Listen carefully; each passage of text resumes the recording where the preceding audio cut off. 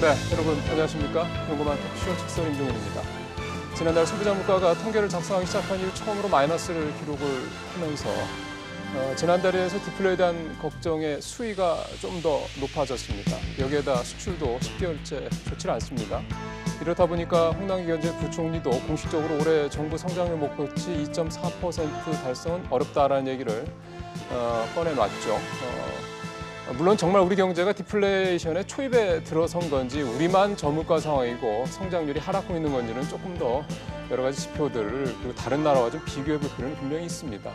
실제 이상으로 공포감에 휩싸일 필요가 없다는 점도 그래서 좀 귀담아 들어볼 필요가 있을 것 같습니다. 이런 상황에서 오늘 문재인 대통령이 이제 잠시 후죠. 재계 5단체장을 초청을 해서 점심을 같이 합니다. 여러 가지 재계에 여러 가지 우려스러운 목소리도 그동안에 꾸준히 나왔었는데 이런 얘기들 아마 종합적으로 좀 들으면서 대통령이 또 생각하시는 바에 대해서 여러 가지 또 얘기를 할 거라고 생각이 좀 듭니다. 어떤 얘기 나올지 저희가 오늘 좀 미리 좀 짚어보는 시간도 좀 뒷부분에 준비를 했습니다. 샵 3698로 여러분들의 의견 기다리고 있겠습니다. 오늘 세 분 모셨습니다. 제 오른쪽으로 서울여대 이종욱 교수 모셨습니다. 어서 오십시오, 교수님. 반갑습니다. 예. 왼쪽으로 글로벌 정치경제연구소 조영철 수석연구위원 모셨습니다. 어서 오십시오, 박사님. 예, 반갑습니다. 정철진 경제평론가 나오셨습니다. 어서 오십시오. 예. 예, 물가 얘기를 좀 먼저 해야 되겠습니다. 리포트를 통해서 지난 9월 소비자 물가 수치부터 먼저 좀 확인을 하시겠습니다. 최상품 사과가 매장을 가득 채우고 있습니다. 대풍년으로 출하량이 늘면서 가격이 20% 이상 폭락하자 농협중앙회가 대대적인 판매에 나선 겁니다. 지금 싸게 판매하는 것 같아요. 전분은 5개 8,000원인가 7,000원 얼마인데 지금 50%가 지금 떨어지니까 10개에 가능해. 사과만 그런 게 아닙니다. 양배추는 1년 전보다 50% 넘게 가격이 떨어졌고 양파는 47%, 무는 13% 등 주요 농산물들의 가격이 줄줄이 급락했습니다. 양호한 날씨로 생산량이 크게 늘어난 상황에서 때마침 불어닥친 태풍에 출하 시기가 어긋나자 농산물 가격이 크게 하락한 겁니다.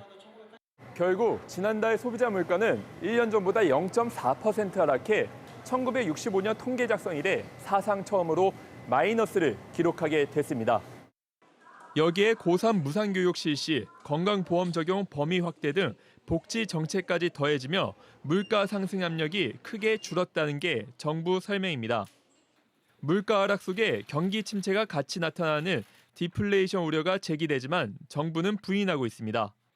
물가 상승 요인이 공급 측 정책적 요인에 의해 상쇄되면서 소비 지연과 함께 나타나지만 소비 판매 지수는 꾸준한 증가세를 지속하면서 하지만 외환 위기나 글로벌 금융 위기와 같은 경제 위기 상황이 아닌데도 물가가 마이너스로 돌아선 것은 심상치 않은 조짐이란 지적도 나옵니다. 특히 농산물과 석유류를 제외한 근원 물가도 1년 전과 같은 달 대비 0.6% 상승에 그쳐 물가가 단시일 내에 저물가에서 벗어나기 어렵다는 분석이 지배적입니다. SBS CNBC 신윤철입니다. 예, 디플레 얘기부터 좀 본격적으로 좀 해보겠습니다. 이번이 통계 작성한 이후 처음으로 마이너스 물가였기 때문에요. 그렇게 따지고 보면은 20년 전인 외환위기 때 그리고 10년 전인 금융위기 때 이 경제 위기 때에도 우리나라 물가는 마이너스는 아니었다는 얘기가 되는 거죠. 그러니까 그만큼 저물가 상황이 상당히 좀 심각하다 이렇게 분명히 볼 수가 있겠습니다. 정부는 앞서 들으신 것처럼 몇 가지 이유를 들어서 아니다라고 얘기는 하고 있습니다만 심리적으로는 그렇게 별로 신뢰를 안 하는 그런 모습도 나타나고 있어서 디플레에 대한 얘기를 세 분한테 좀 한 말씀 좀 듣도록 하겠습니다. 이종욱 교수님은 어떻게 보십니까? 어쨌든 소비자 물가가 우리나라 역사상 처음으로 마이너스가 됐다고 하는 데 대해서 정책 당국이나 또 경제 전문가 입장에서는 특히나 저성장 시기에 이런 마이너스 물가에 대해서는 주의 깊게 관찰할 필요가 있는 것 같습니다. 예. 이거에 대해서 우리가 디플레이션이라든지 이런 식의 속단을 한 길은 하지만 분명한 것은 주의 깊게 관찰할 필요가 있다. 네, 예, 알겠습니다. 우리 조 박사님은요? 네, 지금 소비자 물가 상승률이 마이너스가 된 주 원인은 신선 물가 지수가 그렇더라고요. 많이 하락했기 때문에 네. 이제 그런 건데요. 그래서 정부는 이것이 이제 일시적인 요인이다 이렇게 이제 얘기를 하고 있는데 저도 일시적인 요인이라고 생각합니다. 신선 물가 지수 하락이 주 원인이기 때문에. 네. 그러나 전체적인 그 물가의 그 추세를 보고요. 그리고 근원 물가를 봐도 그렇죠. 그렇고요. 예. 그래서 이게 전체적으로 지금 저물가 상황이 심화되고 있는 경향으로 가고 있다는 건 명백합니다. 그리고 지금 유럽 연합하고 일본 같은 경우에 있어서 디플레이션의 이제 그를 겪고 있다라든가 그렇죠. 이런 것을 예. 지금 심각하게 우려를 하고 있는데 그 나라와 비교했을 때 우리나라의 물가 상승률이 비슷한 수준입니다, 사실은 지금. 그래서 0%대 수준이고요. 그래서 좀 굉장히 디플레이션이라고 단정할 필요는 없지만 디플레이션을 우려하는 그런 그 정책적인 준비를 해야 될 필요는 있는 단계다. 이렇게 저는 그렇죠. 생각을 합니다. 예. 그러니까 물가만 가지고 디플레 얘기하기는 좀 그렇고요. 보통 디플레 얘기를 할 때 끄집어 넣는 두 가지 큰 데이터가 이제 성장률인데 성장률도 좀 전망치 그렇죠. 계속 떨어지는 걸 감안하면 조 박사님 말씀하신 대로 디플레냐 아니냐보다도 디플레가 갈 가능성이 분명히 있다라는 점은 명확하게 해야 된다. 예, 설득력이 있는 말씀이셨는데요. 우리 정평론가님 어떻게 보고 계세요? 우려를 분명히 할 만한 여지들이 있고요. 예. 뭐 성장률도 말씀하셨지만은 기대 인플레이션이 지금 너무나 떨어져 있습니다. 지금 1.8%, 1.9%. 이 정도의 기대 인플레이션이라고 한다면 실질적으로 지금 여기서 디플레이 아니냐라는 이런 공방을 떠나서라도 예. 현재 우리 소비 주체, 경제 참가자들이 경제를 바라보는 시각은 굉장히 안 좋다는 것을 일단은 이제 파악을 하고 염두에 둬야 될 것 같고요. 예. 그래서 이제 지금부터 뭘 해야 되느냐? 우리가 일단 한번 경기 고점 논란으로 한번 싸운 적이 있었잖아요. 그래서 8월, 9월, 작년 8월, 9월을 보면 분명히 신선 물가, 농산물, 축산물, 수산물 어마어마하게 급등했었어요. 그러니까 이번에 8월, 9월은 확 떨어져서 분명히 이 통계청과 한국은행 말대로 기저 엽기조 효과였죠. 효과가 분명히 있었습니다. 예. 근데 10월부터는 작년 10월부터는 꽤 완만하게 농축수산물들이 가격이 떨어졌단 말이죠. 그래서 10월에 이 소비자 물가가 나왔는데 이게 뭐 0.2%, 0.1% 이 정도라면 일단은 한국은행도 뭐 디플레도 아니다는 자존심 싸움을 할 것이 아니라 디플레를 일단 염두에 두고 하는 확장 뭐 이런 소비 부양을 바로 들어가는 것이 현명한 대처가 아닐까 이렇게 보고 있습니다. 예, 좀 전에 김용범 기재부 차관 얘기도 있었습니다만 사실 뭐 정부나 한국은행이 지금 디플레가 아니다라고 그렇게 뭐 얘기한다기보다는 이제 일종의 공포감을 좀 공포감이 확산되는 걸 막겠다는 차원이라고 좀 봐야 될 텐데 아마 그래서 좀 우리 정평론가 말씀대로 준비를 뭐 당연히 하겠죠. 사실 내년 예산만 보더라도 재정을 좀 키운다는 부분에 대해서는 뭐 그런 부분들도 가만히 됐을 거라고 좀 미루어 짐작할 수 있겠고요. 지금 정평론가님이 지금 기대 인플레 얘기를 잠깐 하셨는데 1.8%거든요. 그래서 이제 일각에서는 그런 해석도 있습니다. 지난 1일 날 정부가 물론 서울 집값이 많이 올라서 나온 대책이긴 합니다만 부동산 투기 방제 대책도 내놓았고 그러니까 자산 가격이 우리가 그렇게 나쁘지 않다는 얘기죠.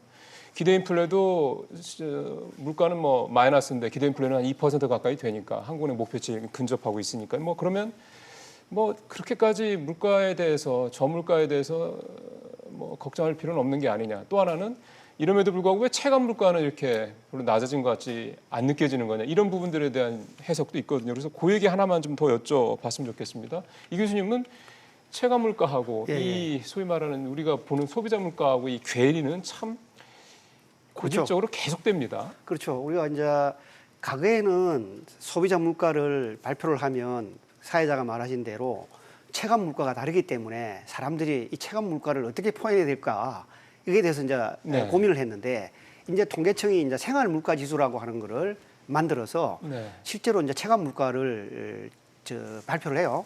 그런데 이제 체감 물가 지수라고 하는 것은 소비자들이 빈번한 소비 활동을 하는 제품이면서 지출 비중이 높고 그 가격 변동에 대해서 민감하게 반응 품목 한 141개 예. 하나 정도 141 품목에 대해서 물가 변동을 추천합니다. 그런데 이제 이 생활 물가에서 가장 괴리가 생길 수밖에 없는 가운데 하나는 우리 사회자님하고 저하고도 생활 패턴이 다르거든요. 네. 그러니까 이를테면 뭐 외식을 많이 하러 간다, 영화를 많이 보러 간다, 뭐 이런 뭐 전세를 살고 있다. 이런 사람들이 생각하는 생활 물가하고 그러면 이제 저는 전세를 안 살고 있다, 그건 자가 살고 있다, 영화 보러 잘 안 간다. 뭐 이런 식으로 만약 생각하면 이 서로 간에 말하는 생활 물가, 그러니까 생활 물가는 떨어졌는데도 불구하고 각자가 생각하는 체감 물가는 서로 다를 수밖에 없는 거예요. 그래서 이제 정부가 표준화 시켜놓은 체감 물가가 이제 생활 물가인데 생활 물가는 신선식품이나 이런 데 비하면 마이너스 0.9니까 지금 이제 소비자 물가 지수보다는 약 배가 되죠. 예. 그래서 이제 이 생활 물가 지수 자체도 이게 생활물가지수의 구성 요소 가운데서 실제로 이제 우리가 말하는 체험 물가지수하고 갭은 존재해요. 왜 그러냐면 특히 우리나라 사람들은 집값에 관련된 반응이 크지 않습니까? 아까 말씀하신 대로 주거비 같은 거 주거인데 말씀하셨죠? 집값은 안 들어가거든요. 예. 전세 월세만 들어가니까 아마 그런 갭은 충분히 나올 수 있을 거라 생각합니다. 예. 사실 뭐 체감 물가하고 실제 통계 물가하고 그 명목 물가하고 자꾸 이제 차이가 있다 보니까 이거를 이제 어느 정도 조금 균일화할 필요가 있지 않느냐. 그러니까 뭔가 통계에 있어서 조정이 필요하지 않겠냐는 얘기는 사실 새삼스러운 얘기는 아닌데 우리가 작년에 이미 통계 가지고 한번 큰 홍역을 치른 바가 있다 보니까 사실은 조심스럽긴 합니다만 지금 아까 표에서도 봤는데 복지 관련 정책에 따른 물가 그 하락 효과가 0.3%포인트 가까이 되거든요. 그러니까 농산물을 차치하고 나면은 상당히 비중이 큰 편이라 이 부분이 이대로 그 물가 산정에 들어가는 게 우리가 디플레에 대한 우려를 좀 하는 상황에서 조금 뭔가 조정은 있어야 되는 게 아니라는 생각도 문득 들어서요. 그러니까 물가 지수의 가중치로서 저 복지, 그 예. 건강보험이나 이런 게 들어가는 거는 이제 그 뭐 들어가야 되죠. 왜냐하면 뭐 그렇습니다. 그 예. 당연히 구성이니까요.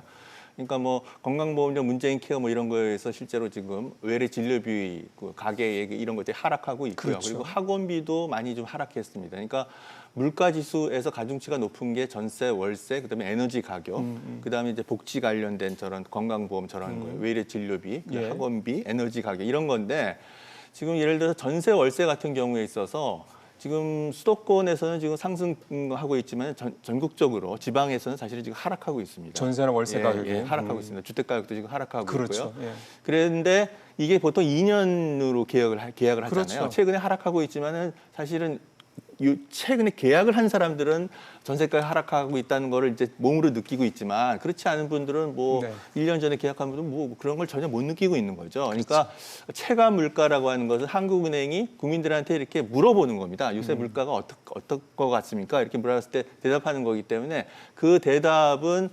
정확하게 월 단위로 나오는 소비자 물가 지수하고 괴리가 있을 것은 어떻게 보면 또 당연한 것입니다. 그래서 이 괴리는 최근에 이제 물가 하락률이 상당히 급속하게 이루어지고 있다는 것을 반영하고 있는 것이다. 이렇게 맞아요. 말씀드릴 수도 있겠습니다. 어떻게 보면요. 그만큼 이거의 비중이 커졌다는 얘기니까 예. 상대적으로요. 자, 우리 정평론가님.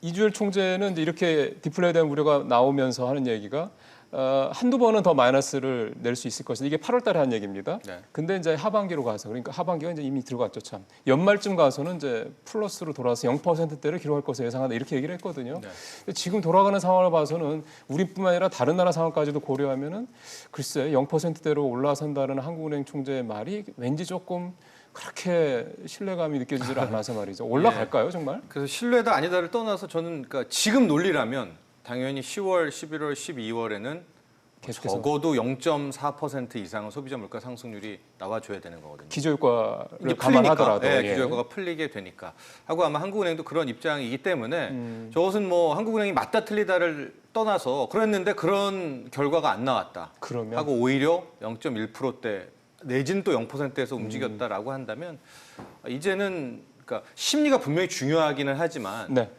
처방을 제대로 해야 대책을 세울 수 있을 거 아니겠습니까? 예, 예. 그래서 이제 그런 차원으로 접근하면 좋을 것 같고요. 네. 저는 앞서도 계속 말씀드리지만 기대 인플레이션이 굉장히 수상해요. 이게 우리나라 경제라면 저는 2% 이상은 늘 나와야 된다고 생각을 하는데 지금 우리 모든 경제 참여자들이 1.8% 고작 성장한다라고 지금 느끼고 기대하고 있다면 이거 굉장히 활력이 떨어진 거거든요. 그렇죠. 예, 이런 상황 자체에서 그렇다면은 이제 우리가 뭐 수치 가지고 막 할 걸 떠나서 이제 아예 이번에는 처방 쪽으로 먼저 가는 것도 괜찮다 이렇게 봅니다. 예. 처방 얘기를 오늘 당연히 해야 되죠. 그 전에 조금 더 우리 경제 현황을 좀 진단을 좀 해봐야 될 것 같습니다. 일단 성장률 얘기부터 좀 해보면 물가 좀 이런 저물가 상황이 지금 그러니까 1% 이하의 저물가 상황이 올 1월부터 해서 좀 9개월째 이어지고 있고요. 수출도 뭐 아시는 것처럼 10개월째 증가율이 좀 마이너스를 기록한 상황입니다. 그러다 보니까 수출, 물가도 뭐 물가지만 수출이 과연 또 작년에 뭐 좋았다고는 해도 작년 가을, 작년 10월인가부터는 이제 수출도 상당히 좀 꺾이기 시작했던 걸 감안하면 올 10월, 11월 정도부터는 수출이 좀 돌아설 수 있겠느냐 이 부분도 좀 한번 생각을 해봐야 할 필요가 있을 것 같은데요. 일단 수출이라든가 이런 부분들을 어떻게 좀 보시는지 한 말씀 뭐 이거는 그냥 다 안 여쭤보고요. 예, 예. 말씀하시면 우리 교수님 말씀하시겠습니까? 사실 이제 이번에 이 정부도 마찬가지고 한국은행도 우리나라 같이 이제 대외 의존도가 높은 나라의 경우에는 수출이 어떻게 되느냐는 상당히 중요하거든요. 그러면. 왜 그러냐면 수출에서 수입을 빼면 순수출이 지금 이제 디플레이션이 됐을 때 총 수요를 결정하는 요소 가운데 하나이기 때문에 수출이 수입보다 많은 상태라고 하는 것은 총 수요를 부양하는 데서 상당히 중요한 요소가 되지 않겠습니까? 그렇죠. 그런데 이제 지금 우리나라 수출이라는 것은 세계 조역 시장과 연관이 되어 있는데 네. 아시다시피 우리나라 경제가 왜 안 좋으냐 그러면 사람들은 다들 두 가지 이야기를 제일 먼저 한다는 거죠. 내수 부진하고 수출 부진. 예. 그다음에 경제 불확실성 이야기하는데 예. 수출이라고 하는 것이 지금 현재 미중 무역 마찰, 그다음에 브렉시트, 뭐 홍콩 사태 이런 거에 전부 다가 지금 휩싸여 있다는 거죠. 그러니까 우리가 수출을 증가시키려고 그래도 사실 이 대외적 환경 자체가 좀 해결 안 되면 좀 맞아요. 어려울 건데 예. 그래도 우리가 이제 오늘 만약에 대통령께서 기업들하고 대화를 한다 그러니까 좀 관심을 가져야 될 예. 것은 세계 경제 성장률은 IMF가 지난해에 비해서 지난해 4.7% 예측하다가 2.5% 내려갔지만 예. 세계 조역 시장은 IMF가 3.9% 예측했는데 지금 3.2% 정도밖에 안 내렸거든요. 그러면 성장률의 하락하고 조역 규모의 축소 규모를 생각해 보면 조역 규모는 한 30% 정도 대비 예측한 1년 대비이기 때문에 세계 조역 시장은 우리나라 기업이나 이런 분들이 활력을 갖게 하면 개척할 여지는 많다. 그래서 수출이 우리나라 같이 이제 예. 반도체가 주가 되는 상황 때문에 올 10월, 11월에 수출이 확 증가할 거다. 이건 우리가 예측하기는 어렵지만 최소한 우리가 노력하면 수출 증가시킬 여지는 있다 저는 생각합니다. 예. WTO에서 세계 상품 교육 증가율을 지난 4월에 2.6% 성장할 거라고 봤던 게 얼마 전에 나온 거 보니까 1.2%로 반도 더 확 토막을 쳤더군요. 그러니까 그만큼 교수님 말씀하신 대로 세계 교육 상황이 좀 좋지는 않고요. 아시는 것처럼 또 미국이 주말세죠. 우리 쉬는 때였지만 유럽에 대해서도 징벌적 관세 부과한다는 얘기도 나오고 참 세계 교육 상황은 좀 갈수록 어려워지는 것 같긴 합니다. 근데 이게 사실 이것도 일시적이라고 봐야 될지 모르겠습니다. 우리 경제의 성장률 좀 전망치가 앞서 말씀드린 것처럼 뭐 홍남기 부총리 이렇게 쭉 내리고 있긴 한데 몇 가지 한번 짚어보고 싶은 게요. 우리 경제 지표 중에 일부가 다는 아니고요. 일부가 조금 바닥을 찍고 조금 뭐 반등하는 게 아니냐라는 그런 분석들도 있어서 이 부분에 대해서는 오늘 거시적으로 좀 말씀해 주신 분들이 오셨기 때문에 한번 여쭤보겠습니다. 뭐냐면 일단 산업활동 동향이 8월, 9월 2달 동안 좋아졌죠. 특히 산업생산 쪽이 좋아졌고요. 한국은행의 소비자 심리지수, 기업경기지수가 모두 전달보다 지난달에 올랐습니다. 좋아지는 부분들이 좀 있고요. 동행지수도 지금 100 근처에서 육박을 한 상황이고요. 그래서 일부에서는 이게 뭔가 조금 포인트가 좀 볼 수 있는 게 아니냐는 생각들을 하는데 2017년 7월에 우리가 정점을 찍었다니 어떻게 보시는지 조 박사님. 예, 그러니까 이제 2019년 경제 전망을 할 때요. 그러니까 2018년 말에 이제 2019년 경제 전망을 할 때 이때 정부나 뭐 한국은행 이런 데서 상저하고를 전망을 했습니다. 그래서 2019년에 경제가 안 좋을 텐데 그러나 안 좋지만은 2019년 중후반에서 저점을 찍고 이렇게 그래서 조금 약간 올라가는 그런 모습을 보이지 않을까라고 2018년 말에 2019년 경제 전망할 때 그렇게 이제 전망들을 했습니다. 그래서 김상조 정책실장이 이제 중반 정도에 그 저점 찍고 치고 올라가지 않겠냐 뭐 이런 걸 했는데 그런 걸 기대하는 사람들은 지금 최근에 나온 수치가 경기 동행지수 같은 게 살짝 올라가는 것 예. 이런 것들에서 이제 기대를 할지 모르겠지만 제가 볼 때는 조금 더 지켜봐야 된다고 봅니다. 전체적으로 지금 한국 경제에 결정적인 영향을 미치는 것은 세계 경제 그리고 수출 이거거든요. 그렇죠. 그런데 지금 전체 세계 경제의 수출 시장이 계속 그 하락 추세에 맞습니다. 있습니다. 그래서 수출이 좋아질 것이라는 그 전망을 하기가 어렵고요. 그래서 정부가 확장적 재정 정책 쓰고 여러 가지 노력들을 하고 있어서 2019년 하반기에 이렇게 반등을 하는 것을 기대하고 있는지는 모르겠지만 정부 입장에서 당연히 그런 걸 기대하겠지만 예. 저는 조금 더 지켜봐야 되는 거지 지금 섣부르게 저점을 치고 올라간다라고 보기는 조금 더 지켜봐야 된다 이렇게 보고 있는 입장입니다. 예. 혹시 더 첨언하실 분들 계시면 예, 일단은 이게 정통관님. 요즘에는 중기 전망이 굉장히 어렵고 어렵죠. 자체도 힘든 것이 이제 트럼프 대통령이 워낙 이 좌충우돌을 하기 때문에 큰 의미는 없을 것 같아서 저는 이제 단기적으로 좀 한 3가지 정도 이벤트를 봐야 된다 이렇게 볼 수가 있는데요. 당장 다음 주에 미국과 중국의 스몰딜이 어떻게 되냐가 실질적으로 세계 글로벌 교역, 뭐 우리나라 수출의 바닥이냐 아니냐의 가장 큰 이제 잣대가 될 겁니다. 그게 이제 또 한 번 스몰딜도 물 건너 갔다. 그러면 수출에 더 이상의 뭐 바닥 얘기는 또 들어갈 거예요. 왜냐하면 경쟁 더 치열해질 테니까. 그다음 두 번째 뭘 봐야 되느냐. 예. 11월에 지금 이야기는 쏙 들어갔지만 올 5월에 트럼프 대통령이 미국 무역확장법 232조를 가지고 미국에 수입되는 모든 자동차에다가 25% 관세 매긴다고 하다 지금 쏙 들어갔거든요. 근데 그 후 6개월 준 유예 기간이 11월이에요. 그래서 일본은 그거 피하려고 옥수수 아베가 사주고 막 그래서 11월에 트럼프 대통령이 또 이거를 진짜 또 가동한다면 우리의 주요 핵심도 수출은 거의 직격탄을 맞게 되기 때문에 이 이슈를 봐야 되고 세 번째 단기적으로 중요한 게 실은 저는 오늘 이 삼성전자 3분기 실적, 잠정 실적이 장 전에 나올 줄 알았는데 아직 안 나오네요? 네, 안 나왔어요. 아마 이렇게 되면 장 이례적이네요. 끝나고 나올 것 같아요. 뭐 장 끝나고 발표하기도 하니까 이게 굉장히 일단 중요해요. 그러니까 여기에서 기본적으로 우리나라의 수출의 바닥은 반도체의 바닥이거든요. 그러니까 삼성전자 실적 그래도 뭐 분야별로는 안 나올 테지만 실적이 적어도 영업이익이 뭐 7조 3천억 이상, 4천억 이상 나왔다면 우리가 혹시나라는 이제 기대도 할 수가 있는 이제 수출의 어떤 정말 먹구름이 멈춰지느냐에 할 수가 있는 그런 상황이거든요. 그래서 아마 시청자분들은 장 끝나고 삼성전자 실적도 보시고 다음 주에 이 미중 무역 협상 스몰딜이냐 파국이냐 보시고 그다음에 이제 미 유럽 지금 관세도 결국 자동차입니다. 독일 자동차 죽이려고 하는 거니까 그다음 펼쳐질 자동차 분야 이렇게 3가지 본다면 우리의 수출이 올 연말까지 어떻게 끌고 갈 수 있을까를 확인할 수 있을 것 같습니다. 근데 이게 사실 9월 달에 미국 연방은행에서 금리를 내릴 때 금리를 내리게 되는 가장 큰 배경으로 이야기해 놓은 것이 세계 경제의 불확실성과 그 조력량 감소였습니다. 그렇기 때문에 지금 이 부분에 대해서 미국은 구조적으로는 해결이 안 되니까 시장을 살리기 위해서 일단 금리라도 인하한다. 이런 식의 이제 배경이었거든요. 그러니까 지금 현재 세계 시장의 어떤 이 문제를 풀려 그러면 결국은 미국이 어떻게 하느냐 하는 구조적인 문제가 없으면 정말 한국 경우에는 대외 환경을 스스로 이렇게 개척해 나가기가 쉽지는 않은 것 같습니다. 예, 조 박사님. 지금 이렇게 두 분이 이런 말씀을 하시니까 좀 드는 생각이 최근에 미국의 제조업 지표가 흔들린다는 얘기 나오고요. 고용도 둔화되는 어떤 조짐이 나타나고 있다는 지표도 물론 민간 단체인 ADP에서 나온 자료긴 합니다만 그런 얘기도 좀 나오고요. 그거에 대한 원인은 이제 2가지 다. 그러니까 제조업이나 고용 둘 다 이제 미중 무역 갈등에 따른 여파가 본격적인 영향을 미치고 있다. 이렇게 해석을 하고 있단 말이에요.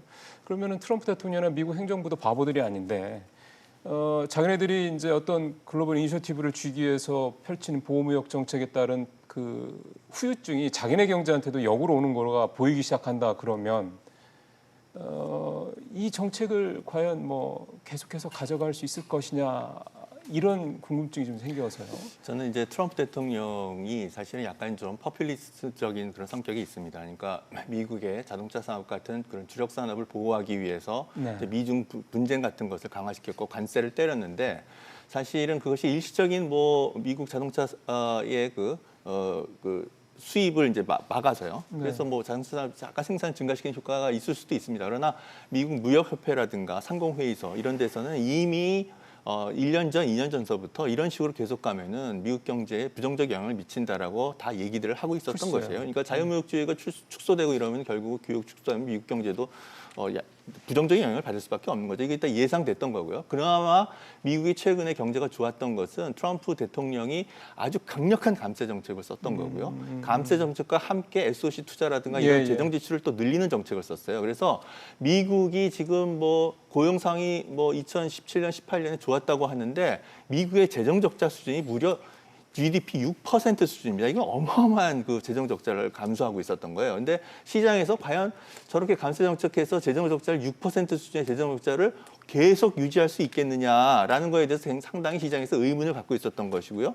그런 이제 불안이 이제 한계에 도달한 것 같다. 감세 정책의 효과도 이제 한계에 도달한 것 같다. 이런 것들이 이제 나오면서 약간씩 경제가 지금 나빠지기 시작하는 거죠. 그래서 저는 트럼프 대통령의 이런 그 정책이 약간 좀 한계에 도달하고 있다라는 것이 지금 드러나고 있고요. 동시에 지금 미국이 그동안 전통적으로 세계 질서를 안정화시키고 세계 경제를 안정화시키는 그런 역할을 주로 했던 나라인데 그렇죠. 사실은 지금 트럼프가 세계 경제의 불확실성을 증폭시키고 있는 형태입니다. 이제 예. 미중 분쟁뿐만 아니라 지금 유럽 연합하고도 또 분쟁이 시작되는 양상을 보이고 있으니까 이런 것들이 지금 전체적으로 세계 경제에 굉장히 부정적인 영향을 미치고 불확실성이 증가되는 거죠. 그래서 연방 기금 금리를 좀 낮춘다고 해서 이 불확실성이 예.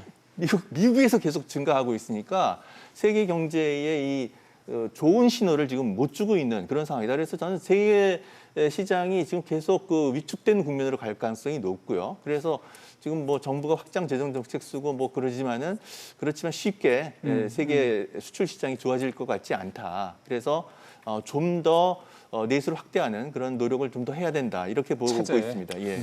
저도 좀 우려 쪽이 훨씬 더 큰 것이요. 예. 실은 이제 스몰 딜 얘기가 처음 나왔을 때 제가 느꼈었던 것은 이제 트럼프 대통령도 한계에 왔구나. 스몰 딜 정도로 하고 이렇게 좀 이렇게 넘어간 다음에 내년 재선을 노리겠다라는 그런 포석을 봤거든요. 왜냐하면 뭐 공식적인 발언은 아니지만 트럼프 대통령이 하루에 주가를 3번 확인한다고 그래요. 그러니까 자신의 인기는 지금 다우 S&P 최고가와 거의 동일하다. 왜냐하면 이제 미국 같은 경우에는 뭐 퇴직연금이건 무슨 연금이든 주식 비중이 굉장히 높습니다. 맞아요. 근데 지금 여러분도 아시다시피 뭐 최근에 좀 빠졌지만 미국 증시는 승승장구하거든요. 그러니까 자신을 지키고 있는 주식시장과 자신을 동일시하고 있어서 이제 좀 떨어질 조짐을 보이니까 스몰 딜로 약간 상황을 미중 전쟁을 피해 가려고 했었는데 여기서 터진 게 탄핵 이슈입니다. 민주당의 세차게 몰아붙여서 제가 보기엔 여기서 스몰 딜로 트럼프가 물러난다 그러면 어마어마한 정치적 역공을 받습니다. 왜냐하면 이제 중국한테 오히려 졌다. 트럼프가 그렇게 큰 소리 치더니 이렇게밖에 안 되냐. 그래서 이 와중에 트럼프가 스몰 딜 대신에 저는 오히려 갈등을 더 증폭시키는 이런 상황으로 갈 가능성도 있지 않느냐가 첫 번째 우려고요. 예. 두 번째는 미국 시장을 최근에 뭐 한 10년, 15년 봤을 때 가장 안 좋은 조짐이 뭐냐면요. 지표가 나쁘게 나와요. 뭐 서비스업 지표 나쁘게 나오고 제조업 지표 나쁘게 나오고 고용이 나쁘게 나올 때 주가가 오릅니다. 왜 오르냐? 미국 연방준비제도 이사회가 금리 내리니까 오른다라는 이런 역설적인 패턴이 나올 때는요. 굿뉴스 이스 배드뉴스, 뭐 배드뉴스 이스 굿뉴스 이건 이제 이거죠. 말도 안 되는 거잖아요. 야, 나쁜 지표가 나오길 막 바래요. 주식 투자하는 사람들이. 예. 왜? 금리를 그래야 내리니까. 근데 이런 건요. 가짜입니다. 이러다가 거의 한 달, 두 달 새에는 진짜 급락이 100% 왔었거든요. 근데 오늘 새벽에 끝난 미국장도 지표가 나쁘게 나오니까 나쁘게 나온 확인하고 그때부터 미증시가 급반등을 하는 이런 모습을 보고 이게 당초에 한 10월 예. 중순쯤에 마무리될 것 같았던 이 글로벌 경기의 예. 바닥이 실은 더 갈 수도 있겠다는 좀 우려는 됐었습니다. 예. 그 미중 무역 협상도 이제 이 우크라이나 스캔들 때문에 이제 민주당이 탄핵 절차에 들어가자 이제 처음에는 좀 좋은 쪽으로 보다가 좀 부정적인 쪽으로 보는 사람들이 많더군요. 사실은 우리 북미 협상 관련해서 이 얘기를 한번 다뤘었는데 북미 협상도 역시 또 작년 올 2월 하노이 북미 정상회담처럼 또 이상하게 가는 게 아니냐 걱정들을 그래서들 많이 했던 것 같습니다. 지금 이게 어디로 갈지 사실 모르죠. 우리 전망일 뿐이고. 근데 이제 결국 이제 중요한 거는 세 분 말씀 다 공이 지금 세계 교역 상황, 그러니까 우리의 수출의 타겟인 글로벌 교역 상황이 썩 좋지 않을 것 같다라는 데는 다 그 판단들이 다 같으시다라는 겁니다. 그래서 이제 우리가 홍남기 부총리도 그렇고 이주열 총리도 그렇고 2.4%, 2.2%다 어려울 것이다 이렇게 얘기를 좀 하고 있는 상황인데요. 결국 뭔가 좀 이제 이에 대해서 구체적인 대책들을 이제 내놔야 될 건데 물론 뭐 재정 확장 당연히 해야 되고 금리도 뭐 내려야 되고 이런 얘기를 하는 것 같습니다. 그 얘기를 좀 더 좀 해봤으면 좋겠습니다. 첫 번째는 일단 한국은행 얘기를 앞서 우리가 좀 잠깐 했으니까 10월 16일인가요? 그 금통위가 열리던데요. 그때 금리를 이제 내릴 가능성이 상당히 높다라는 얘기들이 이제 더 기정사실화되는 것 같습니다. 어떻게 보세요? 사실 이제 제가 아까 이야기한 거를 조금 연장을 예. 두 분이 했던 세계 교육 관련된 이야기를 조금 연장을 한다면 사실 지금까지의 아담 스미스의 자유시장 경제 원리가 어찌 생각해 보면 이 보호무역 즉 보복 관세를 하면 할수록 시장은 좁아져서 다 같이 못 살게 되는 이게 어찌 생각하면 경제학이 정책 당국에게 준 시사점이었는데 지금 보면 그런 전통적인 이야기를 하는 사람은 오히려 트럼프한테 상당히 가격한 사람으로 보인다 이 말이죠. 근데 가격한 사람으로 보이는 이야기를 아까 스몰 딜 같이 이 자꾸 가면 거꾸로 어떻게 되겠어요? 트럼프가 가격한 사람이 되고 자기가 원래 교과서적인 이야기가 맞는 거잖아요. 이 자체가. 그래서 지금 현재 이 정부 입장에서 보면 그럼 정부가 어떤 수단을 가지고 있느냐. 트럼프가 미중 무역 전쟁을 하는 게 가장 빅샷인데 그렇지 않으면 가지고 있는 것이 많은 사람들이 재정정책과 통화정책을 이야기하는데 우리가 통화정책을 경험해보면 우리는 유효금리라고 하는 개념을 씁니다. 왜 그러냐면 옛날에는 그걸 유동성 선호라고 했는데 0%대 금리를 내려가 보면요. 사실 통화정책의 효과라는 것은 예. 정말 언제 나철지 몰라요. 그러면 미국이 지금 1.5를 가지고 있단 말이지. 예. 어찌 생각하면 미국도 앞으로 미 대통령 선거까지 0%대 금리가 가는 데까지 2번 정도밖에 기회가 없는 거예요. 사실은. 통화정책을 취하는 것도. 그러다 그러면 미국 입장에서도 이 세계 경제의 어떤 뭐 불황이다. 그래서 통화정책에서 할 수 있는 여지는 그렇게 많지 않아요. 근데 그가 이제 그 이야기를 한국으로 한번 가져가 보면 네. 한국도 사실은 지금 현재 1.50입니다. 우리가 전통적으로 계속 0.25, 25bp씩 내려왔는데 이걸 우리가 만약에 0%대 금리로 간다. 그럼 우리는 한국 경제도 한 번도 안 겪어본 그렇죠. 상황이잖아요. 그렇죠. 그러면 우리나라의 통화 정책도 이제 앞으로 이제 얼마만큼 양을 할지 모르지만은 시장에 충격을 줄 수 있는 기회라고 하는 것은 한 2번 정도밖에 없는 거예요. 그래서 저는 지금부터 우리나라의 통화 정책 당국은 그다음에 재정 당국은 상당히 신중해야 된다. 아까 지난번도 우리 한번 조영철 박사가 얘기했지만 재정을 많이 확보한 건 좋지만 이걸 어떻게 적절히 쓸 것인가부터는 정말 정부가 현명해야 된다. 이게 이 나라가 앞으로 살 길이고 괜히 정부가 우리가 잘하고 있다고 하는 어떤 포퓰리즘적인 측면에서 재원을 낭비하면 우리는 기축통화국가가 아니니까 정책 수단이 없어요.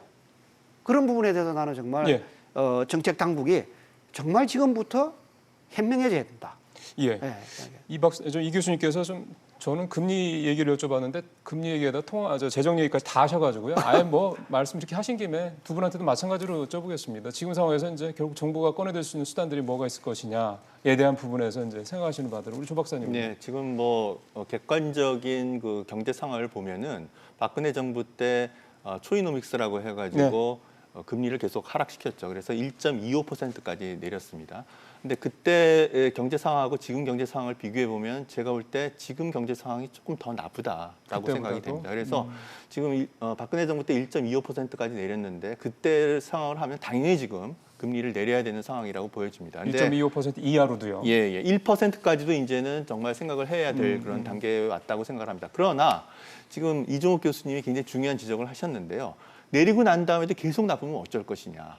그리고 지금보다 더 나빠질 수도 있는 거거든요. 그렇죠. 그러면은 그때 통화정책 수단이 이제 없으니까 금리를 더 이상 내릴 수가 없으니까 지금 그런 것까지 고려해서 사실은 금리를 내릴 건지 말릴 건지 정말 신중하게 판단을 해야 된다고 봅니다. 지금보다 더 나빠질 수 있는 상황을 대비해서 그때 금리를 또 한번 두 차례 팍팍 내리는 그런 정책을 쓸 것인지 아니면은 지금 내릴 것인지 굉장히 저도 함부로 얘기할 수 없는 그런 그 어려운 상황이고요. 또 한 가지는 이제 한국은행도 정말로 생각하는 최저 수준의 기준금리가 어디까지일 것인지, 한국 경제가 견뎌낼 수 있는 최저 금리 수준이 과연 몇 %까지일 것인지, 1%인지 아니면 정말 0%인 건지 이제 정말 진지하게 고민을 해야 된다고 생각을 합니다. 조만간에 이제 그런 결정을 해야 될 그런 단계까지 갈 수도 있어요. 그리고 만약에 우리가 최저금리 수준이 1%라고 한다면 더 이상 내릴 수 없다면 그 다음 단계에는 어떻게 할 거냐. 그렇죠. 정말 우리도 양적 완화라는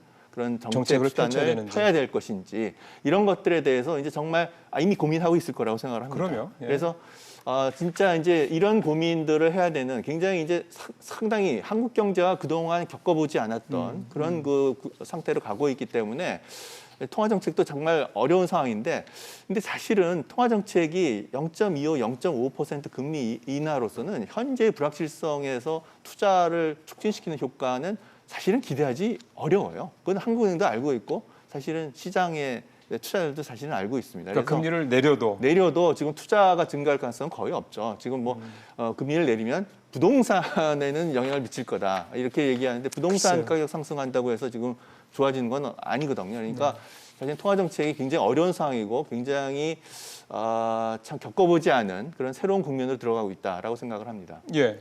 저는 일단 정평원님. 한국은행이 10월 말에 미국 연준의 이 금리 결정 봐야 된다는 쪽이거든요. 1.5에서 아껴야 된다는 데도 지금 공감하고 있고 지금 이 저금리 때문에 우리나라에서 어떤 버블이 나오고 있냐면 실은 부동산에서 나오는 버블은 약과입니다. 지금 더 큰 버블은 채권 시장에서 엄청난 이 버블이 나오고 있어요. 그러니까 우리 국고채가 굉장히 지금 소위 말하는 가격이 고평가되면서 외국인도 사고 국내도 사고 어마어마한 자금이 지금 몰려 들어와 있거든요. 그러니까 실은 시중 자금들이 뭐 부동산으로 갔다라고 하지만 채권에도 굉장히 많이 지금 가고 있는 이런 상황인데 여기에서 또 금리를 더 내린다라고 하면 진짜 오히려 이 채권 쪽으로만 더 큰 버블을 키우는 거고요. 저는 그래서 이런 상황에서 만에 하나 미국이 10월 말에 뭐 금리를 동결한다든가 이래버리면 여기서부터는 진짜 뭐 기하급수적인 큰 문제가 날 수가 있기 때문에 기하급수적인 큰 문제라는 거는 자금 왜냐면 유출 그런- 얘기하시는 건가요? 왜냐면 우리 국고채가 이제 소위 말하는 약간 어려운 개념이기는 하지만은 금리가 튀어버리게 되죠. 원치 않은 금리 상승이 나와버리는 겁니다. 왜냐하면 국고채 가격에 많은 돈들이 들어가 있었는데 가격이 떨어지게 되면서 돈들이 빠져나오고 금리가 오르면 시중금리가 뒤따라서 오르는. 그러니까 이게 굉장히 이 독특한 상황인데 한국은행은 기준금리를 인하하는데 시중금리는 먼저 튀어오르는 역발상으로. 그렇게 될 경우에는 이게 가계부채 1,500조에서는 원치 않는 또 하나의 정말 보지 못한 역효과가 나올 수가 있거든요. 그래서 저는 예. 일단 미국이 금리를 정말 내리는지 동결하는지를 보고 11월 이후에 한국은행이 결정하는 것도 좋겠다. 왜냐?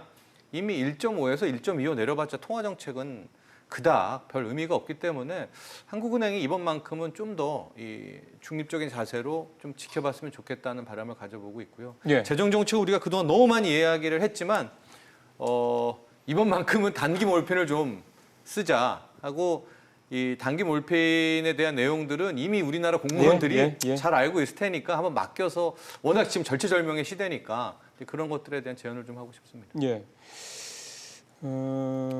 근데 아까 지금 우리 통화정책 이야기를 좀 하고 있는 중인데 아까 우리 조영철 박사님도 그런 이야기 했지만 우리가 이제 텍스트북에서 교과서도 배울 때 거시경제학자들은 이자율 내리면 투자가 증가할 거라 생각하지만 사실 케인즈 일반 이론에서 가장 취약점이 그 메커니즘입니다.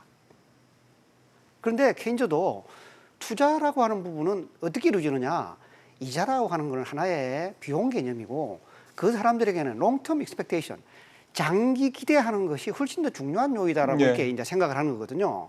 그래서 사실 금리가 인하되었을 때 기업들로 하여금 투자를 더 적극적으로 하게 만든다면 기업들에게서의 불확실성을 제거를 해주고 그 다음에 투자의 기회가 예.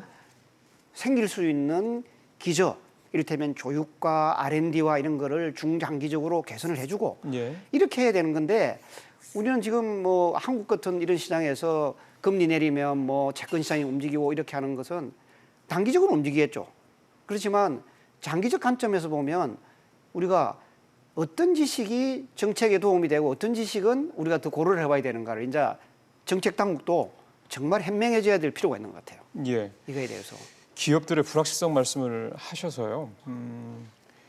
기업들이 느끼는 불확실성이라는 거는 우리는 이제 규제 얘기를 되게 많이 하는데 규제라는 걸 그렇다 해서 뭐 100%다 기업들이 원하는 규제 다 풀면 과연 기업들이 기다렸다는 듯이 지금 지난번 우리 정평론가도 말씀하셨지만 한 800조 정도 되는 유보금을 다 뭐 투자할 것이냐 예를 들어서 그건 아닐 거 아닙니까? 그렇죠, 그럼 그렇죠. 기업들이 지금 이런 상황에서 투자를 안 하는 이유에 대한 해석도 어떤 규제도 얘기도 하지만 사실은 뭘 투자될지는 모르기 때문에 투자를 못하는 것도 있다는 얘기도 많이 하거든요. 맞습니다. 그럼 교수님께서 말씀하시듯이 기업들이 불안하게 생각하는 불확실성이라는 부분들에 대해서 조금 더 우리 시청자분들이 좀 느낄 수 있을 만한 쪽으로 구체적으로 말씀해 주시면 어떤 게 있을까요? 사실 이제 이 불확실성이라고 하는 거를 구체적으로 이야기하라고 하면 결국은 기업이 부담하는 위험 아니겠습니까? 그렇죠.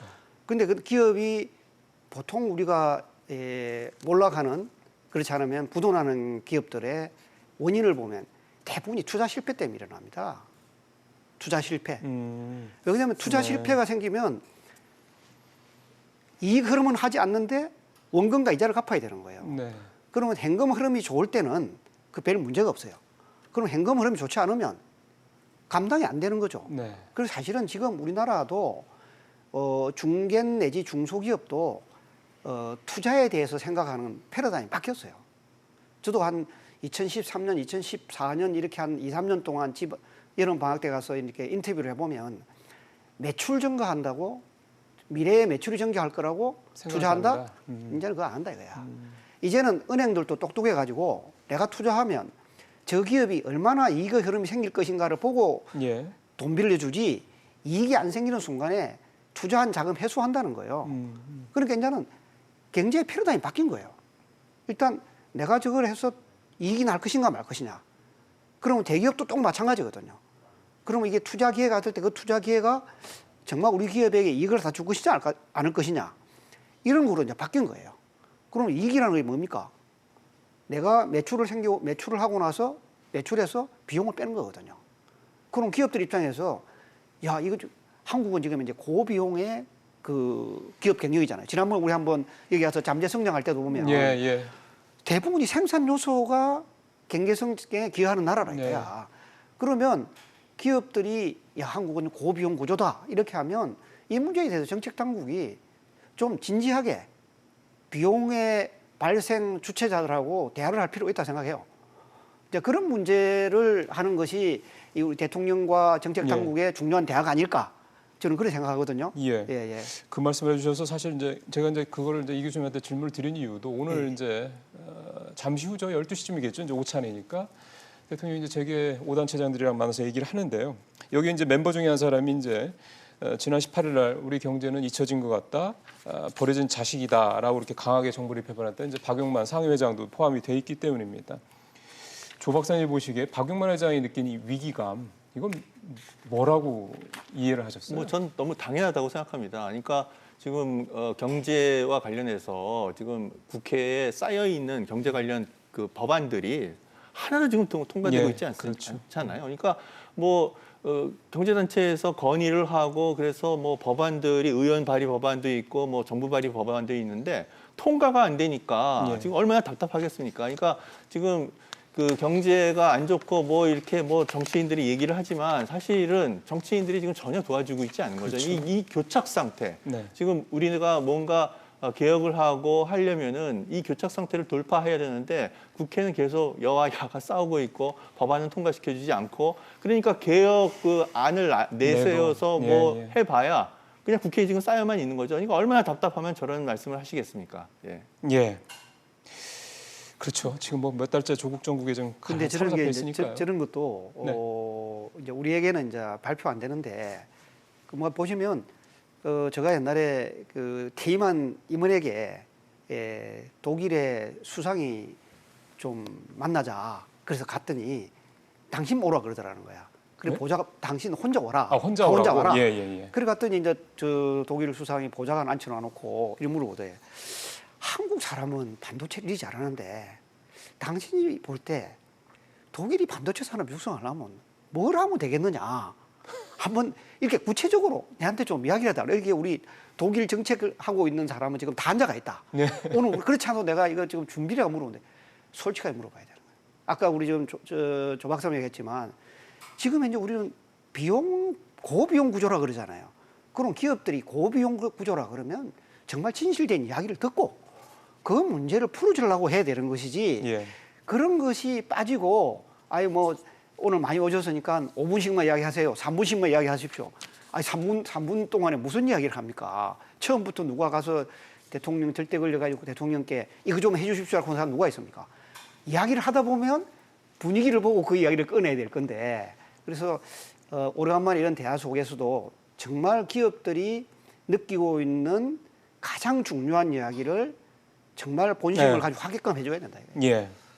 이번에 경제단체장들 간의 만남이 어떤 보도에서는 처음이다, 꽤 있었다, 뭐 이렇게 좀 엇갈리는 이유가 좀 있습니다. 그게 기존에도 많이 만났지만 그때는 재벌그룹 총수도 함께 있었던 만남이었었거든요. 그렇기 때문에 오히려 이제 재벌 총수들에게 단체장들이 좀 밀린 느낌이었다면 이번에는 오롯이 경제단체장들과 문재인 대통령과의 만남입니다. 그러니까 뭐 그분들이 또 기업과 밀접한 연관이 있지만 어쨌든 경제 단체를 이끄는 수장이라는 점에서 제가 봤을 때는 꽤 속에 있는 이야기들도 할 것 같아요. 예, 그동안에 또 박용만 회장이라든가 맞아요. 뭐 예, 네. 이 송경식 회장 이야기를 자세들을 보면 이번에는 꽤 많은 속내를 토로할 것 같거든요.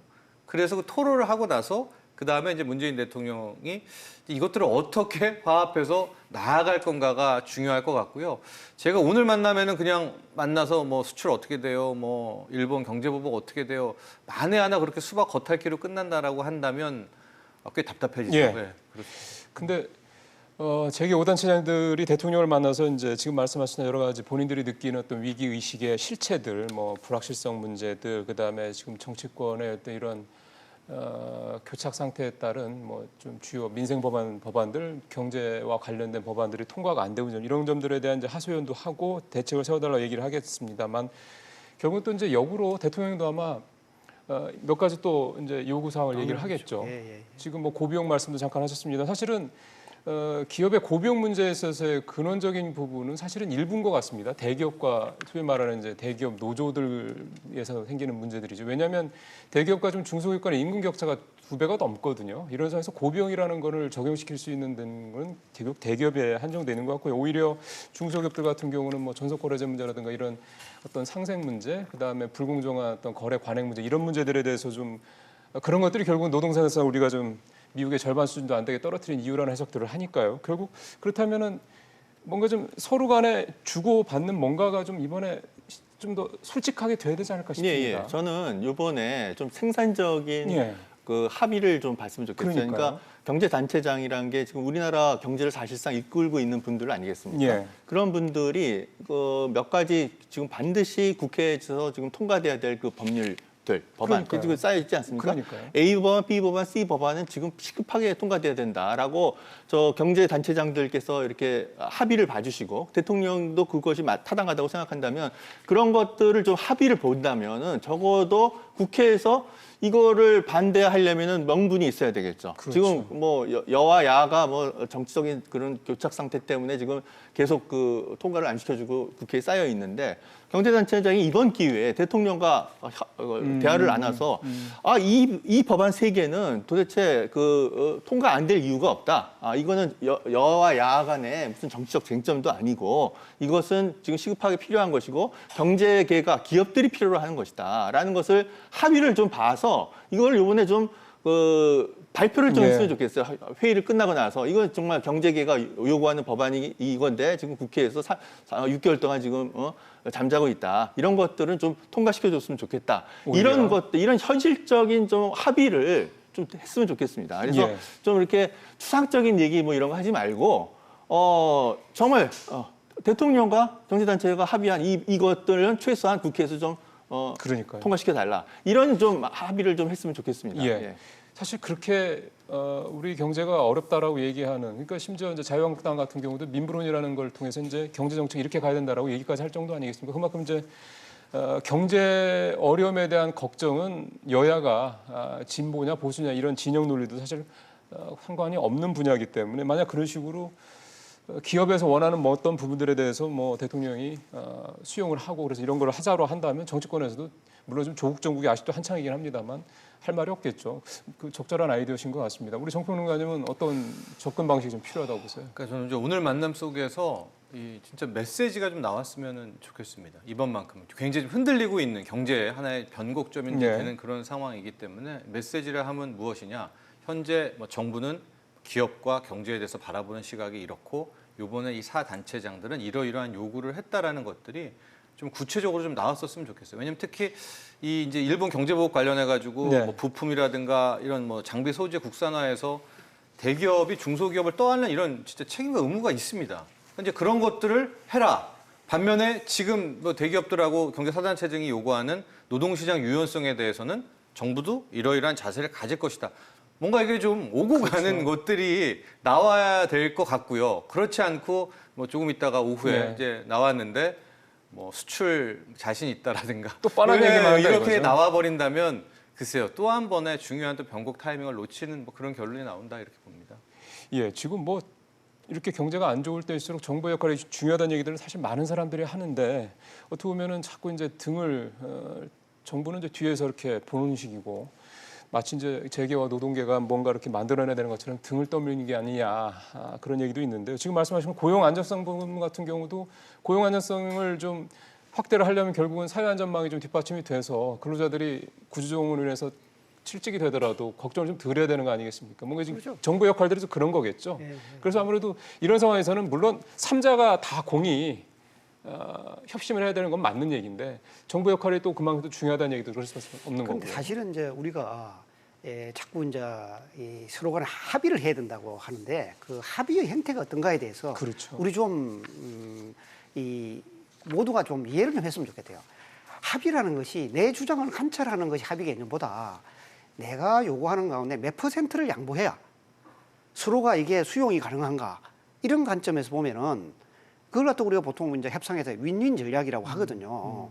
그런데 우리가 지금 현재 이야기를 하다 보면 뭐 우리의 그 기반이 만약에 뭐 우리의 표의 기반이 정치 기반이 이거다 그러면 그분들에 대해서 뭔가 당신들의 책무라고 하는 것이 이런 게 있다라고 하는 말을 못하면 한쪽에 요것밖에 못하는 거거든요. 그러면, 그렇기 때문에 정말 오늘 그 회의 끝나고 나서 어떤 발표가 나올지 모르지만 우리 대통령께서 경제가 어렵다면 정치 기반에 대해서도 요구할 거는 요구해야 된다. 그러면 예.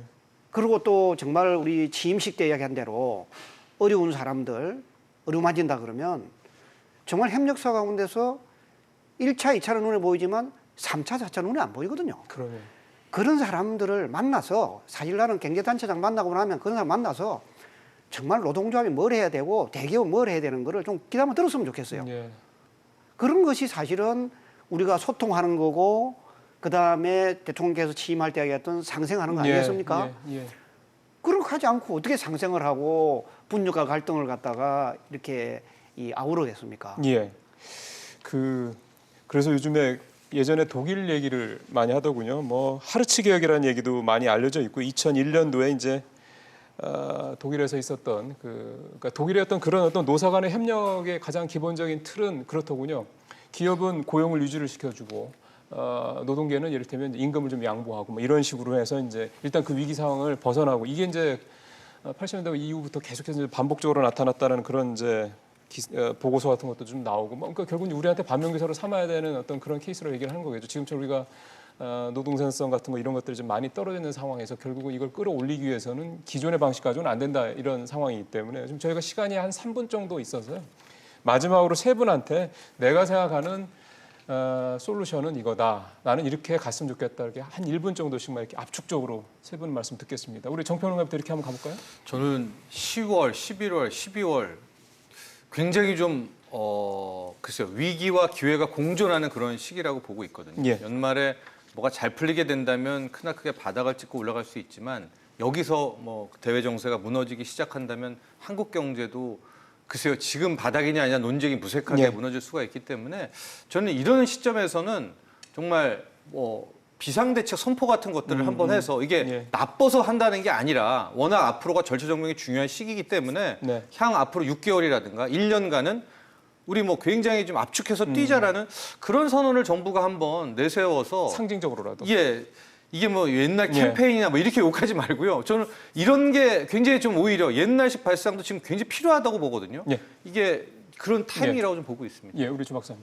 예, 이제 그 국회에서 국정감사를 하고 있는데요. 국정감사 끝나고 나면 바로 이제 예산국회로 그렇죠. 넘어갑니다. 근데 정부가 지금 내년도 굉장히 경제가 안 좋을 거를 생각해서 아주 그 슈퍼 예산을 이제 짰죠. 이제 그렇죠. 9.3% 예산 증가할 예산인데 아마 국회에서 또 굉장히 많이 예산 심사를 하면서 이제 삭감을 하게 될 텐데 저는 이 문제에 대해서 조금 국회가 내년에 그 경제 상황을 고려하시면서 예산 심사를 했으면 좋겠다. 작년에도 9.7% 예산을 제출했는데 9.5%로 국회가 삭감을 했습니다. 근데 물론 비효율적인 예산들은 과감하게 과감을 정리를 해야 되겠지만 내년에 거시경제 상황이 굉장히 안 좋다. 지금 2.3% 정도 예상을 하고 있습니다. 그러니까 지금보다 더 아주 안 좋은 그런 상황이 될 테니까 확장 재정 정책이 굉장히 필요한 그런 상황이라는 것을 좀 감안하시면서 예산 심사를 했으면 좋겠다라는 말씀을 드리고 싶습니다. 예. 싸울 땐 싸우더라도 경제가 위기라는데 어렵다라는데 또 해야 되겠죠. 마지막으로 이 교수님께서는 어떤 말씀을 주시겠습니까? 우리 뭐 대통령께서도 취임할 때 했던 말인데 결국 경제는 사람이 하는 겁니다.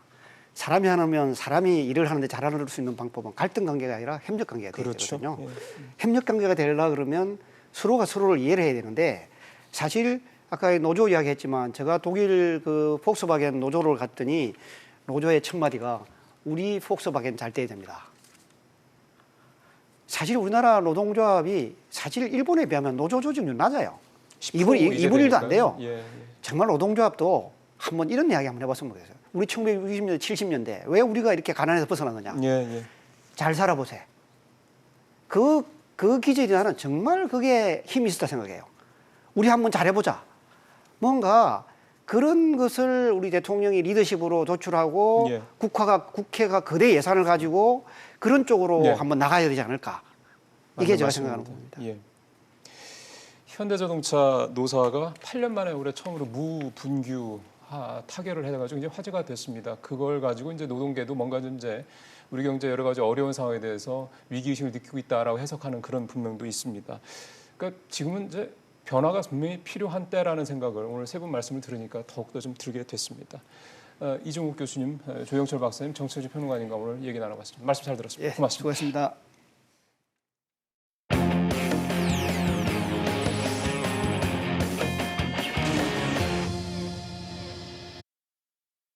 예, 이번 주 안에 이루어질 것이다라고 계속 예상이 됐었죠. 조국 법무부 장관의 부인인 정경심 동양대 교수가 검찰에 비공개로 소환이 돼서 어제 조사를 받았습니다. 조사 시작 한 8시간쯤 돼서 어제 오후 5시쯤에 일단 물러났다고 합니다. 근데 뭐 검찰은 또 다시 부르겠다는 얘기도 하고 이 얘기부터 좀 해가지고 어제 있었던 광화문 집회 얘기도 좀 해보도록 하겠습니다. 세상 돌아가는 소식 이슈 따라잡기 잠시 후에 최순애 평론가와 함께 얘기 나눠보겠습니다. 조국 장관의 부인 정경심 교수는 어제 오전 9시쯤 피의자 신분으로 검찰에 출석했습니다. 차를 타고 검찰청 지하주차장으로 들어가 모습은 공개되지 않았습니다. 검찰은 별도의 절차 없이 곧바로 조사에 착수했지만 8시간 만에 조사를 중단하고 오후 5시쯤 정 교수를 돌려보냈습니다. 검찰 관계자는 정 교수가 건강 상태를 이유로 조사 중단을 요청했다며 다음에 다시 조사하기로 했다고 밝혔습니다. 조사가 끝나면 피의자가 진술조서를 열람하고 날인을 하는 절차를 거쳐야 하는데 정 교수는 이런 절차도 생략하고 귀가한 것으로 전해졌습니다. 정 교수의 건강 상태가 얼마나 안 좋은지는 확인되지 않았습니다. 대규모 촛불 집회와 여권의 비판 등 검찰 수사에 대한 압박이 가중되고 있는 상황에서 무리하게 수사를 진행하지는 않겠다는 뜻으로 풀이됩니다. 사모펀드와 표창장 위조 의혹 등 조사할 내용이 많은 만큼 정 교수는 몇 차례 더 소환될 전망입니다.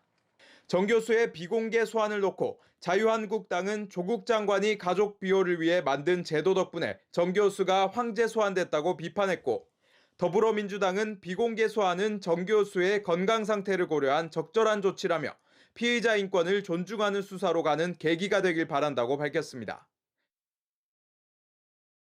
예, 매주 월요일 금요일에는 최순애 평론가와 얘기 나눠봅니다. 어서 오십시오, 평론가님. 예, 일단은 지금 리포트에서 우리가 좀 봤습니다만 정경심 교수가 뭐 주초 뭐 얘기까지 나왔었는데 뭐 주 중반 정도 이렇게 소환이 돼서 조사를 받았군요.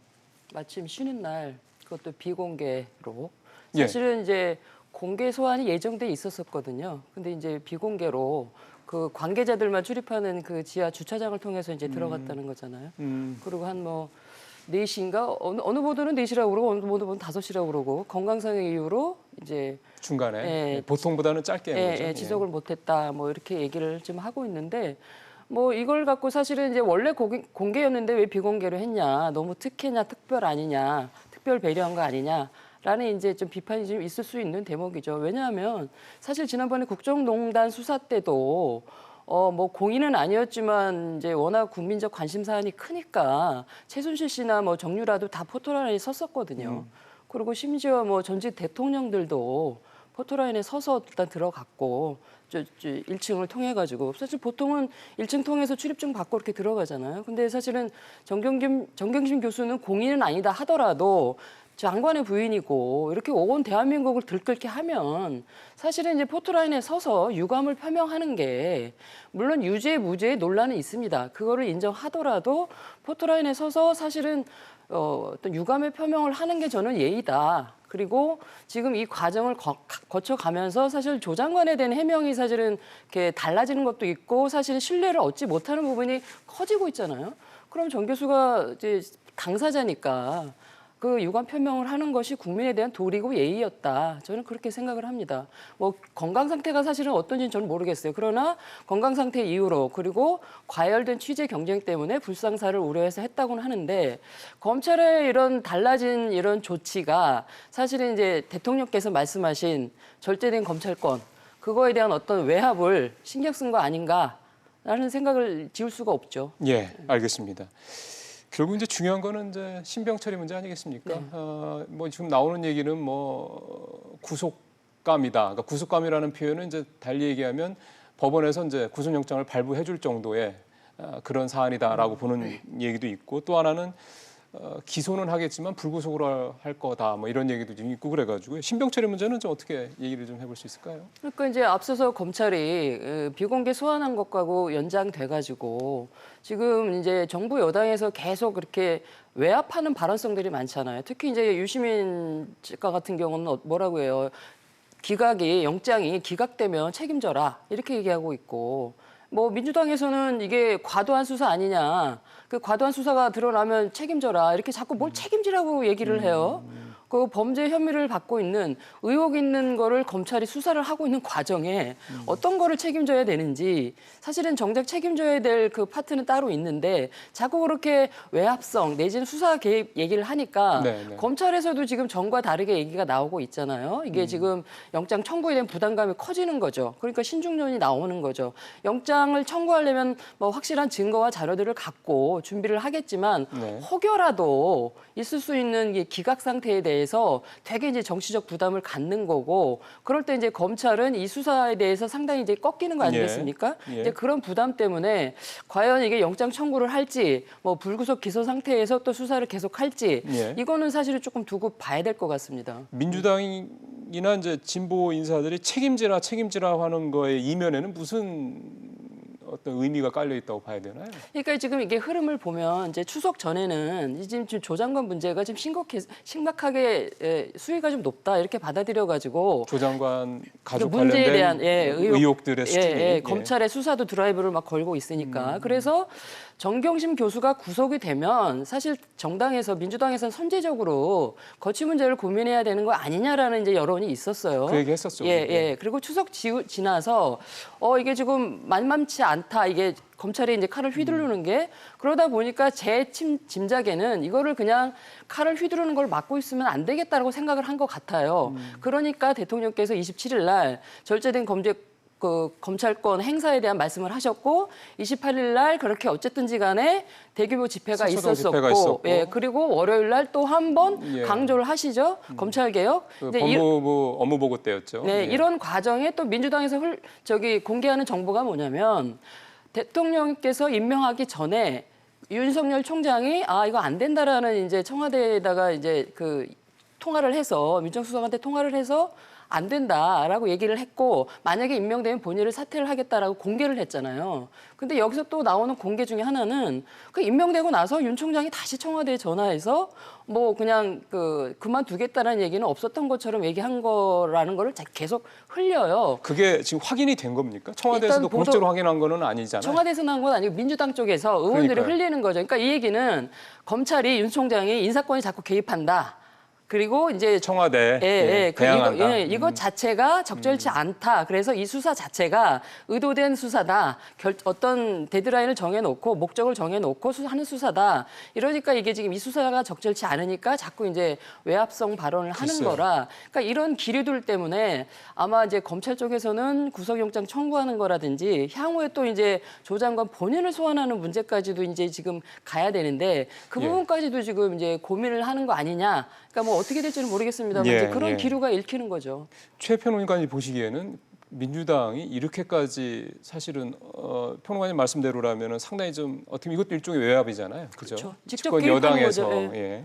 그렇게까지 뭐 이제 이를테면 검찰이 피의사실 공표한다고 그래가지고 고발까지 하는 상황에서 어떻게 보면은 뭐 피의사실 공표는 아니긴 합니다만 그런 형태로 뭔가 이렇게 흘려가지고 언론 플레이를 한 거랑 또 그건 어차피 방식은 똑같은 거라 이렇게까지 하는 이유는 뭐라고 생각하세요? 일단 대통령께서 조 장관을 임명한 걸 세 가지로 전에 한번 말씀드렸던 것 같은데 일단 운명 공동체라는 부분이 가장 큰 거죠. 검찰 개혁은 이제 명분인 것 같고 검찰 개혁을 조국 장관만이 한다는 거는 사실 이제 제가 볼 땐 보편 타당성을 잃은 논리이고 첫 번째는 이제 그래서 정권하고 같이 간다는 운명 공동체 때문에 그런 건데 예. 그러면 그 안에 과연 무엇이 있느냐는 사실은 거는 이제 우리가 증거를 갖고 있는 게 아니기 때문에 유추하고 추정만 할 뿐이지. 근데 그 대목에서 뭔가 강렬한 것이 있을 수 있기 때문에 정부 여당이 저렇게 조국 장관 엄호에 나선 거 아니냐. 사실은 정부 여당이 그 수사 중인 검찰을 고발까지 하고 직접적인 수사 개입을 하는 거는 사실 사법 탄압이거든요. 근데 집권 여당이 이렇게까지 통치의 내용을 가져갈 수 있는지에 대한 의문이 자꾸 드는 거죠. 이게 무슨 정책에 대한 찬반도 아니고 대통령 인사권, 통치에 대한 찬반이 이렇게까지 대한민국을 들끓는 일은 사실 처음이거든요. 그러니까 그런 부분에 있어서 사실 이게 조 장관이 이렇게 만약에 이제 뭐 그만둔다라고 했을 때 여론은 뭐 그런 거잖아요. 정치적으로는 야당이 또 요구한다. 하나 물러주면 하나 양보하면 또 이제 물고 늘어질 거기 때문에 대통령에 대한 어떤 목까지 들어올 수도 있다라는 얘기를 하는 건데 지금도 보세요. 대통령께서 조 장관을 자꾸 엄호하니까 조 장관의 문제가 대통령의 문제가 돼버렸고 그렇게 완전히 치환이 됐잖아요. 정권의 문제가 돼버렸고 그러니까 어제도 사실 조 장관 사임만 거론되는 게 아니라 문재인 대통령 뭐 이렇게 내려가라 이런 얘기까지 과하게 나오는 거잖아요. 그러니까 너무 이게 과잉된 여론을 지금 불러일으키고 있기 때문에 조 장관으로 비롯된 문제를 조 장관으로 해결할 수밖에 없다. 이게 당연한 인과론 아니겠어요? 그러니까 저는 어제 그 집회를 단순하게 이제 폄훼할 것이 아니라 그런 면은 좀 이렇게 좀 다시 성찰하는 자세가 필요하지 않을까 싶어요. 역으로 질문을 또 드리겠습니다. 그러면 한국당이나 자유한국당이나 보수 쪽 진영에서는 왜 일개 장관한테 이렇게까지 몰두를 하고 또 언론도 뭐 170만 건이라고 그러던가요? 한 달 사이에 뭐 그렇게 엄청난 기사를 이렇게 이 조국 장관이라는 한 사람에 대해 쏟아내는 걸까요? 그거는 이런 것 같아요. 일단 조 장관이 그동안 민정수석으로서 한 행위들이 있잖아요.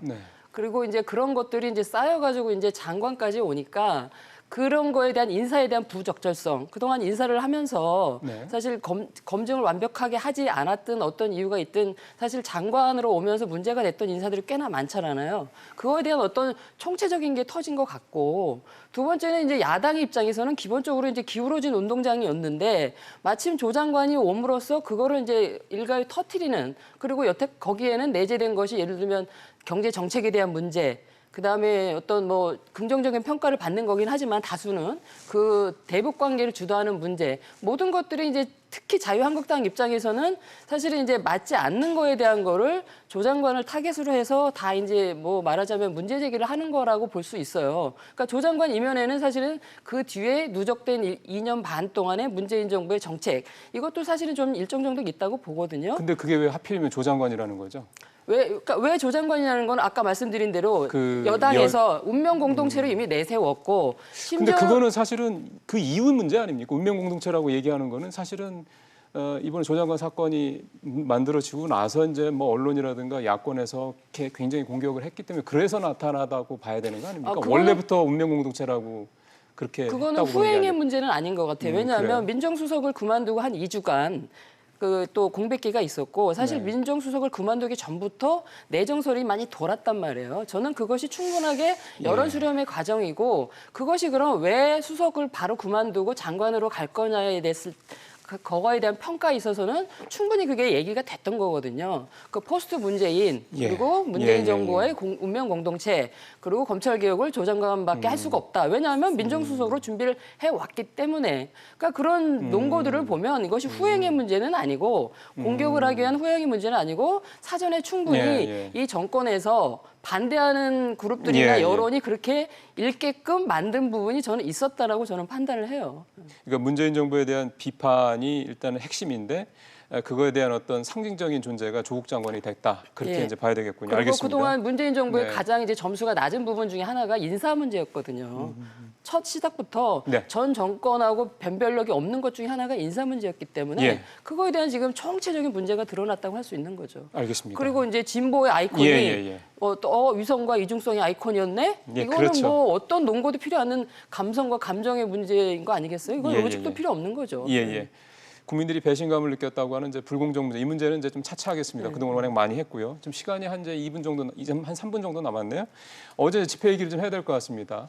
좀 안타까운 거는 또 숫자 가지고 이제 네. 또 이제 공방이 또 오가서 이게 좀 그렇지 말고 그냥 거기서 나왔던 얘기들, 정부에 대한 비판도 좋고 이런 내용들이 좀 주가 됐으면 좋겠는데 자꾸 이제 숫자 가지고 서로 이렇게 공방만 하는 이런 식으로 폄훼되는 것 같습니다. 예, 그래서 이거를 사실은 얘기를 쉽게 하지 못하는 게 때로는 과소평가될까, 때로는 과잉평가될까 지금 그러니까요. 조심스러운데 네. 이게 어쨌든 간에 그 대중동원의 숫자를 가지고 어떤 우위를 점하려고 하는 이상한 비정상의 상황이거든요. 그래서 87년도 때로 돌아갔다는 얘기도 나오더라고요. 네, 그래서 사실은 광장의 정치 자체를 그 본원적인 의미를 우리가 이렇게 깎을 필요는 없으나 그럼요. 이게 사실 정상적인 대의 정치의 어떤 모양이 아니기 때문에 네. 이거는 좀 문제가 있다. 그리고 이렇게 아무리 뭐 숫자가 많아도 그 안에 내재된 함의 그리고 잊혀지지 않는 사실 두 개는 뭐냐면 이 지금 지난번에 서초동 집회도 그렇고 서초동 집회에서는 특히 더 그렇죠.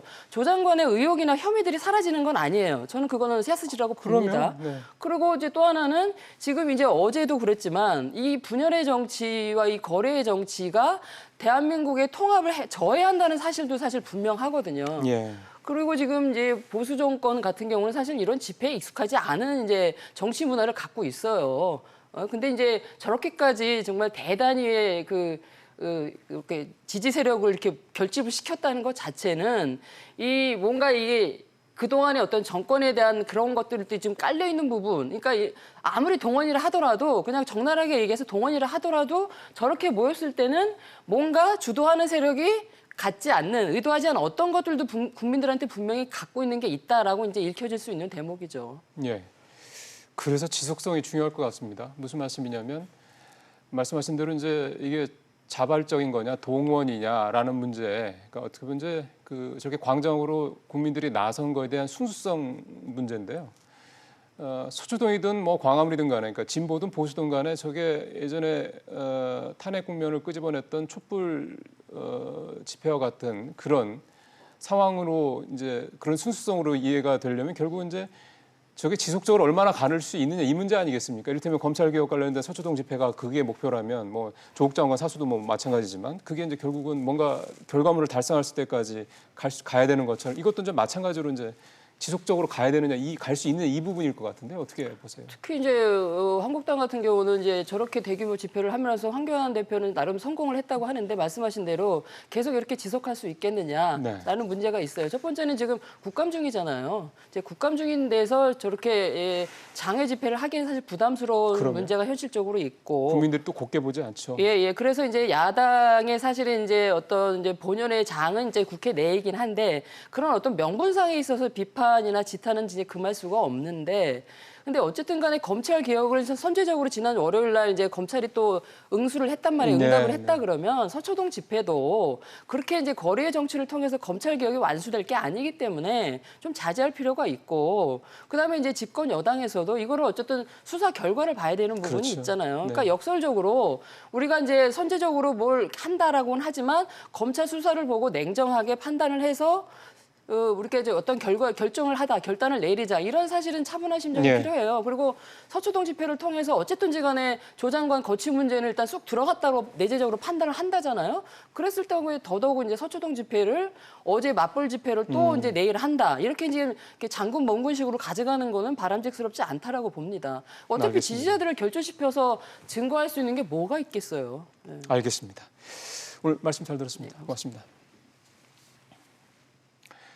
디플레, 즉 지속적으로 물가가 하락하고 성장률도 떨어지는 이 현상은 일본이 잃어버린 20년을 상징하는 아주 대표적인 단어입니다. 1990년대 초부터 시작된 일본의 디플레는 그 전인 1980년대 중반 이후에 형성됐던 자산 거품이 꺼지는 과정에서 발생을 했는데요. 일본은행이 당시에 기준금리를 5%에서 2% 수준으로 급하게 끌어내렸고요. 당연히 시중에 돈이 많이 풀렸고 이 돈들이 좋은 데로 간 게 아니라 부동산과 주식 같은 이런 자산으로 가다 보니 거품이 발생을 했습니다. 이걸 해소하기 위해서 다시 일본은행이 기준금리를 6%까지 올렸던 걸 다시 끌어내렸습니다. 이 6%까지 다시 끌어올렸습니다. 이 과정에서 이제 거품이 터지고 이른바 부의 효과가 사라졌고 일본 경제가 활력을 잃어버렸다는 게 대체적인 그런 분석들, 평가들입니다. 우리 저물가 상황이 좀 9개월째 계속되고 성장률 전망치도 계속 떨어지다 보니까 디플레에 대한 우려가 나오는 건 당연한 얘기 같습니다. 다만 자산 거품을 터뜨리는 과정에서 발생한 일본의 디플레가 우리나라에서도 똑같이 발생하는 게 아니냐라는 그런 우려, 얘기들은 실제 상황에 비해서 공포감이 과하게 덧칠된 게 아닌가 하는 생각이 됩니다. 직설 마치겠습니다.